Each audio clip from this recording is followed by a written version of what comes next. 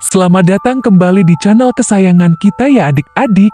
Di video kali ini, kita akan belajar mengenal bintang dan planet di tata surya. Yang pertama, matahari.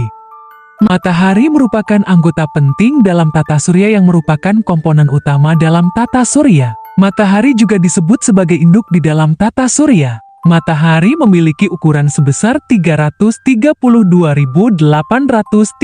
massa bumi.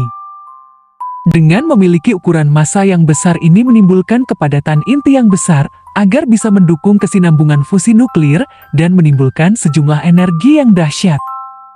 Sekarang planet yang paling dekat dengan matahari kita, planet apa adik-adik? Pertama, Merkurius. Merkurius merupakan planet terkecil di tata surya. Saat siang hari, suhu Merkurius menjadi sangat tinggi, sebaliknya, saat malam hari sangat dingin.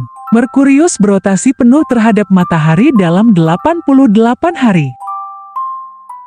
Di bagian permukaan Merkurius ada banyak kawah besar yang diduga akibat tabrakan meteoroid. Merkurius merupakan planet yang tidak memiliki bulan.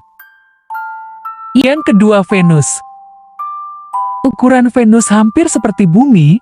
Meski begitu, manusia tak bisa hidup di planet ini karena atmosfernya yang penuh karbon dioksida yang tidak bisa digunakan untuk bernafas. Ketiga, Bumi. Bumi adalah satu-satunya planet di tata surya yang dihuni makhluk hidup. Kehidupan bisa ada karena terdapat air yang cair di planet kita ini, di mana 2/3 permukaannya diselimuti air. Bumi juga diselimuti oleh gas yang disebut atmosfer yang memberi udara untuk bernafas dan melindungi kita dari tabrakan meteorit. Periode rotasi bumi adalah selama 23,9 jam, sedangkan periode revolusinya adalah selama 365,25 hari. Planet yang keempat, Mars. Mars disebut planet merah akibat debu yang melapisi permukaannya. Ukuran Mars hampir setengah dari planet Bumi. Mars mengelilingi matahari dalam waktu 687 hari. Untuk memutari porosnya, Mars membutuhkan waktu selama 24,6 jam. Mars memiliki lebih banyak bulan daripada Bumi, yaitu sebanyak 2 bulan. Yang kelima adalah Jupiter. Jupiter adalah planet terbesar di tata surya. Pada bagian permukaan keras berbatu seperti bumi, setrip-setrip merah, putih, coklat, dan kuningnya adalah awan tebal yang berada di bawah atmosfer Jupiter yang penuh badai. Jupiter mengitari matahari dalam waktu 11,9 tahun di bumi. Waktu yang digunakan Jupiter untuk memutari poros dalam satu putaran periode rotasi adalah 9,9 jam. Sedangkan untuk mengitari matahari dalam satu putaran periode revolusi, Jupiter membutuhkan waktu sebanyak 12 tahun.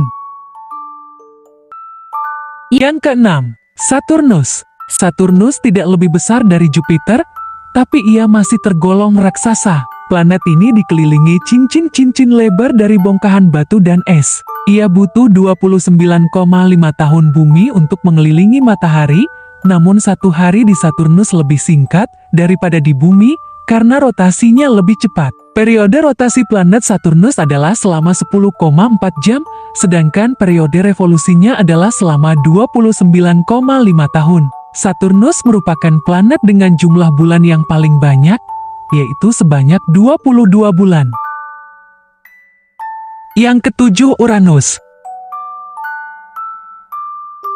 Uranus adalah planet terbesar ketiga dan sebagian besar berupa gas. Uranus tidak lazim karena poros putarnya miring, perlu 84 tahun bumi untuk berotasi penuh, sama seperti Saturnus.